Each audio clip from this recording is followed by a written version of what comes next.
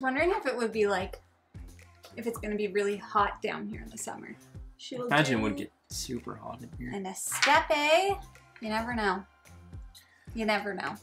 You know what, Jeff? You never know. There's some candy in that bowl. Do you have anything in the fridge?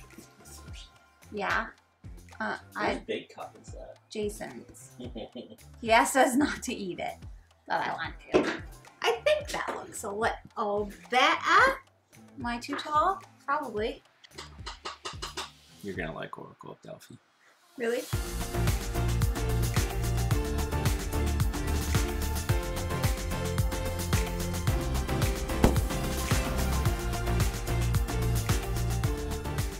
Hello everyone and welcome back to Foster the Meeple, a channel all about Board games. And board gamey things. Exactly. We're here today to do another board game snapshot. Pacha! Pacha! Pacha! Pacha! Pacha! Pacha! Pacha! People are gonna love that. We are here today to do another board game snapshot, as I said, where we do 5 mini board game reviews. And we have lots of games to cover today, so much so that we're going to end up doing, what did you say? 5 of them. 5 of them. So much so we're going to end up having to do another board game snapshot later in the month because we have so many games to get through. Now, let's jump in. The first game that we're going to talk about today is a prototype, Makey on the back, and that is the Forges of Ravenshire, or Ravenshire. I imagine it's Ravenshire, but I've been wrong before. How cute. So cute. This was sent to us for review from BA Games, and they are sponsoring this portion of the video, so thank you to BA Games for that. This is coming to Kickstarter very soon. All details are going to be linked in the description below. Everything that you need to know about Forges of Ravenshire. But let's talk about it, shall we? It's a big box. Big box, bigger heart. I knew you were going to say that. Basically, in this game, you are going to be playing as one of 4 factions. There's the nobles, there's the guild, there's the ravens, and there's the badgers. Badger, badger, badger, badger, mushroom, mushroom. Badger, badger, badger. Every person is playing as a different faction, and the factions each start off with a slightly different ability that they have during the game. As an example, the nobles get to start with all of their upgrades already on their player board. The badgers and the ravens each get to start with their own extra die. And the guild is able to put any color guild into any color spot. Which don't have to match the colors. Don't have to match the colors. It's not, they're not about that life, okay? Just build no guilds. Build no guilds. In this game, you are going to start off by rolling dice. You've got green, yellow, and purple dice, and they are going to be going out on different sections of the board. Then each player is going to be rolling their own personal stash of dice. How the game works is on your turn, you're going to place a die out onto the board and trigger the action of that spot. Usually it's gaining resources, sometimes it's gaining a guild master, those types of things. So you're placing a die according to the number on the die in the spot. You're going to gain that many of whatever type of resource. It's listed. It's listed, yes. Then the next thing that you're going to do is you're going to remove a die from the board, not the one you just laid. You can't do that, no, you goose. So you're going to remove it, and then you're going to trigger the same thing. You're going to trigger the resources and everything like that. This word you're foraging is important. It's very important. Because it's very thematic. It's very thematic. You are going to, that die that you're removing from the board, you're going to be placing in its corresponding guild. Green, yellow, purple. Then the next phase is you're actually going to be triggering one of those guilds. And they are going to give you, once again, some kind of a benefit, a resource, an exchange, something like that. The next phase is then you're going to trigger the other half of your board. And this is all done simultaneously, where you are then placing the die that you have taken off of the main board into your guild section, and you're moving it to the other side of your board in order to, once again, trigger different actions, whether that is going to be using resources to make stronger resources or potentially filling contracts. That is the game in a nutshell. There is a lot of dice placement, dice manipulation, action selection, resource gathering, and you are building up this engine and all of these resources in order to fulfill contracts, which is how you're going to gain victory points. And then once the game is over, after 4 rounds, whoever has the most points wins. The contracts are ultimately you're building out armor or weapons to fulfill those contracts, and you can you're forging them, and you can also augment those weapons or armor with like mithril or other like specialty types of metals in order to effectively score more victory points or get extra triggers. I don't like to like make comparisons, and I'm not directly comparing this game to another, but if you've played Merchant's Cove and you've played as the blacksmith, this game has pulled what I felt like, because the blacksmith is my favorite character in that game. The mini game that you're playing in that game is this game at a grandiose level. You're manipulating dice, taking actions, collecting resources to build and fulfill contracts, build out armor, build out swords, augment them with special resources. This game builds significantly over the 4 rounds. So your first round, you're just kind of gaining some resources and doing a couple things, and you're not really able to, at that point, generally fulfill any contracts. But one thing that we learned very quickly is you need to start strategizing in this game like immediately. Pay attention to the contracts that are out, because you need to manage the resources well enough in order to gain as many contracts as you possibly can. Over the rounds, you are going to be, like we said before, pumping out that engine a little bit more and a little bit more each time. So the game builds. It is really combo-y. It's brain burny, so you are going to have to really focus on like, okay, if I do this, I can do this. Then I can do this, and I need to make sure that I get those resources so that I can do that. The contract needs how many things? So like you're constantly thinking. It is adorable. Like the artwork is so cute. Look how cute. I don't even know what kind of animal that is, but I'm obsessed with it. The artwork is adorable.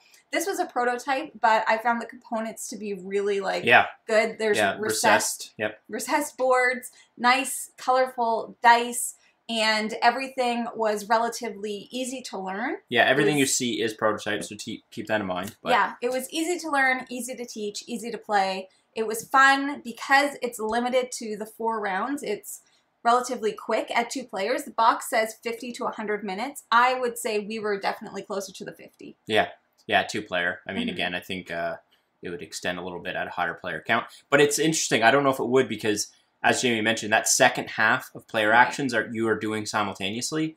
So you're manipulating all of those resources to make other resources all at the same time, fulfilling contracts all at the same time, which can be somewhat chaotic because you're going for contracts at the same time. So there's actually a bit of like, oh, I grabbed that, but things are being refilled immediately. So yeah, I very, very much enjoyed this game. There is a solo variant as well, which I haven't had the chance to play yet, but essentially it introduces an Autobot that you are kind of working against. So that is Forges of Ravenshire. I would definitely check this out if you are interested, if you like dice placement, manipulation, resource gathering, if you like a little bit of a brain burn puzzle. It's for ages 12 plus, in case anybody was wondering. Yeah, if you like combos and engine building. And cute art.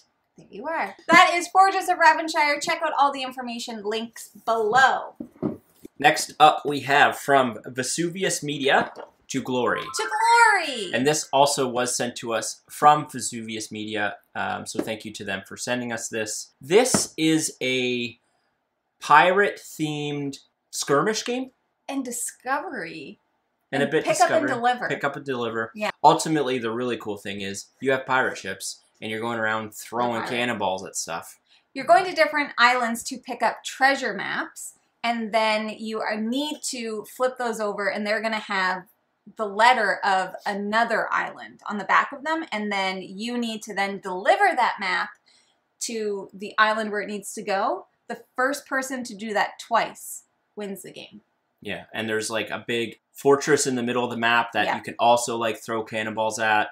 And each player has like their captain on the back of their ship. And like if you knock that person off of the ship, you get like more gold and more whatever, and then there's a big kraken that's moving around, and that thing can shoot out cannonballs and whatever at ships and stuff.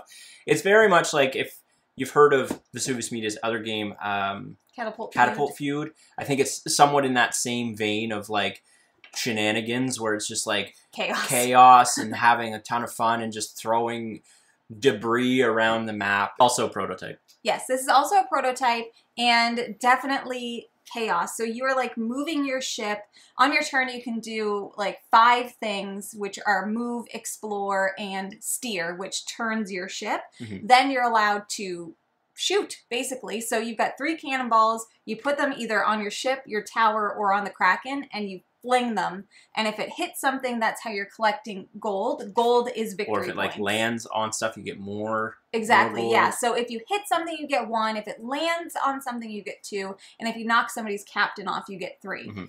Gold is the victory points. The game ends when you get 2 treasure maps, but regardless of who gets the second treasure map, it's still, or 2 treasure chests, I guess, it's still whoever has the most gold. So you don't necessarily want to rush to deliver everything because you want to make sure that you're collecting as much gold as possible. Chaos. Yeah, and it's like somewhat strategic because like how you fling the cannonballs, like you have to steer your ship around, and like Jamie mentioned, like when your actions, you might just have to like kind of rotate the ship around so that you can, you know, line up your cannonballs appropriately. So if you are into dexterity games, silly fun pirates, this is a good game to check out. We will have all of the information that is currently available linked down below. I believe this is coming to Kickstarter soon, so keep your eyes peeled. Also, it does say 13 plus because there are little tiny bits in this, so don't let your kids eat cannonballs. You know, don't let them do that. The next game we wanted to talk about is Deadly Dowagers. It's about murder, terror, and women fighting back against their unsuspecting husbands. Yeah, I was like, but with murder? Yeah, with murder. This game was sent to us from Tabletop Tycoon. It is published by Sparkworks. This game has recently become available, so you can pick this up now if it sounds like something that you may be interested in, but thank you to Tabletop Tycoon for sending this along. First off, you're going to start this game by drafting cards. So each player chooses a woman to play. They don't have special abilities, so you're just choosing... No asymmetry. No asymmetry. You're just choosing whoever you like. You get a couple of farmlands to lay out, and then you're drafting cards. After the draft phase, you get to play some cards from your hand. So there's venture cards, there's land cards, and then there's instant cards that you can play out immediately. The venture cards and the land cards are things that you're going to kind of keep in front of you because they're going to score you a little bit of points when your husbands unexpectedly pass away. Unexpectedly to everyone else but you. Exactly. Then the next phase is a phase where you decide if you would like to kill your husband by a means of death. There's a cause of death cards in the deck that you can play. As an example, one may be natural causes, one may be a hairpin knife. I don't know what ones you have. There's like poison and gun and lots of different things. So you can play out that card in order to murder your husband, and that is going to give you different infamy points. The more infamy you have, the less likely you're going to be able to marry noble men. Essentially what you're doing is you're trying to work your way up through the ranks, okay? In order to marry the Duke. In order to marry the Duke. So another card that you can play during this next phase is the remarry card. So if you don't have a husband, don't worry about a sweetheart, you can remarry. You just need to be able to pay the dowry. So that is the amount of crowns that you need to pay to the man's family in order to marry him. Yeah, how do you get the crowns? That's a great question because, you know what, I'm just not about that work in life. I'm about getting that money from my husband's will when this he dies. Is terrifying. So I got nothing to give you, so... When a husband dies, then that's when you're triggering all of your different lands and your ventures that you have, and they're going to give you different amounts of money. The husband themselves is also going to pay out from their will what they have left to you in terms of money, and then you're also going to have to increase your infamy based on the way that he has died. So if it's a really obvious way, you're starting to become really infamous, right? You're going to be known for killing people. People are going to start noticing, why did her husbands die a lot suddenly and weirdly? So that's how you're getting money. How you win the game is you need to be able to end the game with no more than 9 infamy. You need to spend 120 crowns and marry the Duke. Okay? That's it. basically, like, there is an engine builder aspect to this because you're kind of building out your farmlands and your different types of lands with different ventures that are going to be increasing what they pay out and how they pay out and when. And the drafting part is really interesting. You're kind of working your way through the husbands, and our game was really close. It was very close. And it's interesting because you're building an engine for each husband that you have. So as soon as you murder said husband, all of those ventures are going to go away. So all the rents you're collecting on the lands will always stay. Yeah. But the ventures are gone. You could have a bunch of shipping cards that are going to be gone. So you almost have to like rebuild your engine every time you bring in a new husband. And again, like Jamie mentioned, there's this really cool tug and pull of like getting all of those crowns so that you can attract. Because there is I don't want to call it a market, but there's like a market of different types of husbands that you can attract depending on how many crowns you have. So if you want to attract some of those more prestigious individuals, you need more crowns. Yeah. And in order to do that, you need to build up more ventures, have more lucrative husbands that you kill. Depending on how you kill them, your infamy can increase. Yeah. And kind of difficult to decrease that infamy. So there's this tug and pull of like getting a bunch of crowns, but also keeping your infamy low enough that when you do have the potential to marry the Duke, that it's low enough. Yeah, and it's really interesting because each of the husbands give you some kind of a special ability that you can use. So you might want to hang on to one for a while because they're really kind of getting you more stuff that you might need. And some of the husbands can also be promoted. So like there's a curate and a professor, and they can be promoted. Like the professor can go from professor to counselor to dean, which means you might want to keep promoting him because the more professional he is, the more money you're he's pumping his tires before you kill him. Exactly. I really, really like this game. It was very good. It was very, very good. Yeah. So if you are interested, I will make sure to put the link below. You can actually go buy this on Tabletop Tycoon's website right now, and it's only $35. Definitely feel like it's worth it for that 100% price. And it plays 2 to 6 in 30 minutes. Like, it's pretty quick. Star Wars, the deck building game. And this one was sent to us from Asmodee Canada, so thank you to Asmodee Canada for sending this. Thanks. Star Wars, the deck building game is a deck building game similar to Star Realms. It plays almost identical to Star Realms with a little bit of stuff added onto it. Basically, what you're doing in Star Wars deck building game is you each have bases. One player's playing as the Empire, one is playing as the Rebels, and you are trying to destroy 3 of the opponent's bases, essentially. There's a bunch of different bases that you can pick through. They're all different planets. So it's not the same game every time. You always start with the same base planet. But after that, you have a stack that you can pick up from with more hit points or like special abilities. And again, the first one to defeat 3 of those wins. What's really cool is you're playing out cards in order to attack each other. But there's a shared market in the middle, which is a really unique way of doing things that I'm not sure I've ever seen anywhere else. So that market, depending on, there's neutral cards, there's Empire cards, and there's Rebel cards. And those cards are going to be catered to each player. So the Rebel player can't draft or add a Empire card to their hand. But what they can do is sabotage those cards. So instead of choosing to attack the base, they can sabotage the market. So each card on each side has an inherent value of which you can attack and remove it from the market. So if there's a really valuable card in there that you're like, I don't want Jamie to have that, I could, with enough strength, sabotage that card from the market. On top of that, you can put out spaceships that kind of protect your base. So in order to attack the base, there has to be no ships in front of the base. Otherwise, the ships have to be attacked first. You're just building out your deck with more cards from the market because you can buy those cards. There's neutral cards that each player can have access to. Trying to do more combos to attack each other and then eventually win. You're also dealing in the Force. There's a little tracker that is going to be put between you, and there's certain cards that you play out that have ways that you can influence the Force to your side, and then there will be cards that you play out that said, if the Force is with you, then you get to do this instead of this. Like, it's usually like a stronger hit or a more powerful hit. This game was so much fun. Yeah, I very, very much enjoyed it. I think it's fair to compare this to Star Realms in this instance because it does play very similarly to Star Realms. Star Realms is not a game that we overly enjoyed. We liked it, but we just liked it. This is Very good. I love the theme, not gonna lie. If you're a Star Wars fan, it's kind of a no-brainer. Yeah, like when Luke Skywalker came out on the board on the market, Jamie immediately was like, nope, that's gone.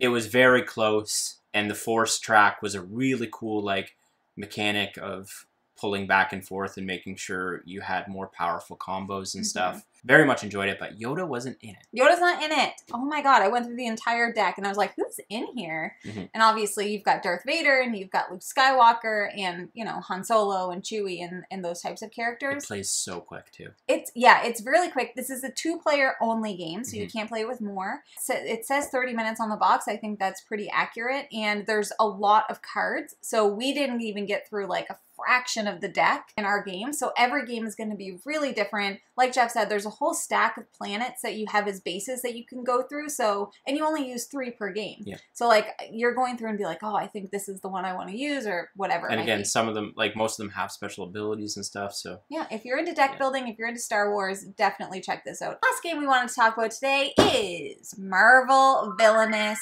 What's this one? Twisted Ambitions. Twisted Ambitions. Bam, bam, bam. Doc Ock. Doc Ock. Titania. That's it. Yeah. And Kang the Conqueror come in this set. Now, this was sent to us from Ravensburger, so thank you to Ravensburger for sending this along. I know that there are going to be comments saying, you said that wrong. It's Ravensburger. Whatever, say it however you want. I say Ravensburger. So, this, of course, you guys know how much I love Villainous. We love Villainous. But you probably also know that Marvel Villainous has not been our favorite in the past. So we have only played base Marvel Villainous before this. So we haven't played any of the other sets. But I do want to first start off by saying I think that they have updated the rules so that it is a little bit less punishing when playing with events. I think. Either that or we read the first rulebook totally wrong. It's probably more so we played the first game wrong, but classic. Regardless. So basically, plays very, very similar to regular base Disney Villainous. You have your character, you have your objective. There is an extra slot on the character board for specialty cards that you can put out and that stay out. But the biggest difference, or there's 2 big differences with this, is there is a shared fate deck. So each character doesn't have their own fate deck. And then within that fate deck, there are event cards. Those event cards can be global events that affect everyone, or they can be targeted events that go into that player's domain. The events you don't have to play with. You can play it on, I can't remember, they have like different modes. I can't remember what it's called, but you can play with no events, just play it regular. You could play with events as a regular game, or you can play with an advanced mode where you can keep putting out events. We just played regular with events, where you can only have 1 global event at a time. Yeah, so the advanced is multiple global events. Yes, which is how we played the first one and why we hated it so much. I liked it more than I liked the original Marvel Villainous, for sure. My experience was better. Jeff, however, had an event attached to him. I never got an event attached to me. So how did you feel? I struggled early on. I was like, yup, this is exactly what I remember from the original Marvel Villainous and why I didn't like it. But as the game went on, started to feel a little bit better. I just got a little bit hosed on how my deck played out. So that's not really the game's problem. Just a lot of the cards I needed were at the bottom of the deck, which sometimes happens in Villainous. Just like it's happened to me in Disney Villainous. And so I wasn't really progressing towards my goal at all for a long time, because Jamie did put a very punishing event out in front of me, and I couldn't get the cards in my deck to overcome that event. So I spent a lot of the game just trying to get over that one event. I could see a lot of people being frustrated by, and I was frustrated by. However, once I got over that event, then I was like, okay, I'm into this. This feels good. It's just, again, those events can be super punishing. If you don't have the right card combos. And maybe it was just I was playing as Doc Ock. I don't know. We haven't played this enough to know if that's just something that his character has. Because he only has, I think, 5 allies in his deck. Oh, really? Because it's a Sinister Stick 6, right? It's hard. Like, all of my allies were at the very bottom of my deck, and I needed those out to get over the event. Anyway, long story short, my initial impressions of this were like, oh no, this is just the same, I not like it. But as we went along, I actually started to enjoy it. The theme is really cool. Like, I really like I'm not a Marvel fan, really, but it was cool to see, like, Spider-Man come out and, like, all of these heroes and stuff that you're used to.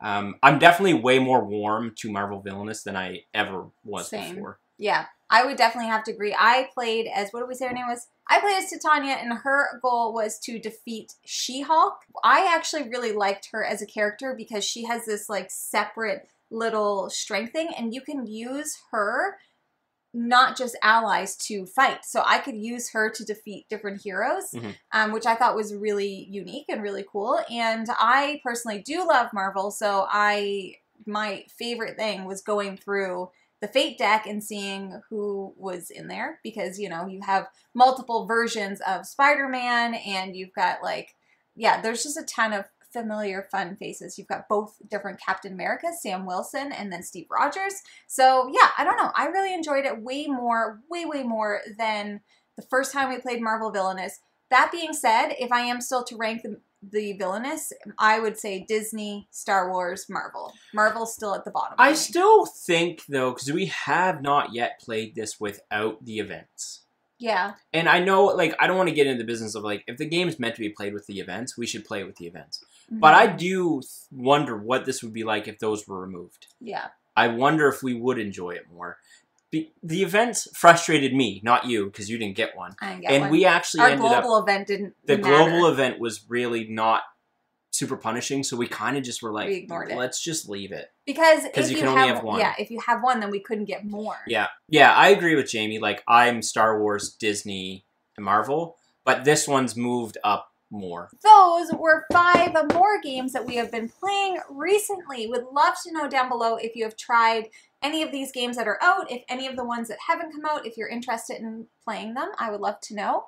But that's everything we have for today. So if you're interested in buying board games like any of the many that we mentioned today, you should first start by checking your friendly local gaming store. And for us, that is... the Boardroom Game Cafe. Yes, it is. If you like snacks, don't forget about Munch Pack. We had a bunch of people in the Discord who have placed their orders and have been loving it. Our next box is coming soon, and I am so excited to eat the snacks. Agreed.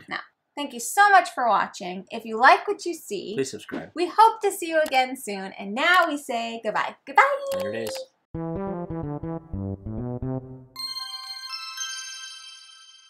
It's true. Ravensburger, Ravenshire, Ravenshire. Tomato, tomato. Tomato, tomato. And I mean, like, engine, like, literally engine building. Yeah, like, you're foraging. You're literally building out sources of energy to forge like metals. Coal in order to make steel and wood to make put fire into your coal. Put into your I don't even know what the word is. Like your engine? Into your furnace. Furnace, yeah. Thanks. I don't know why I felt the need to do that. Jamie in a nutshell. Can I have a sip of it?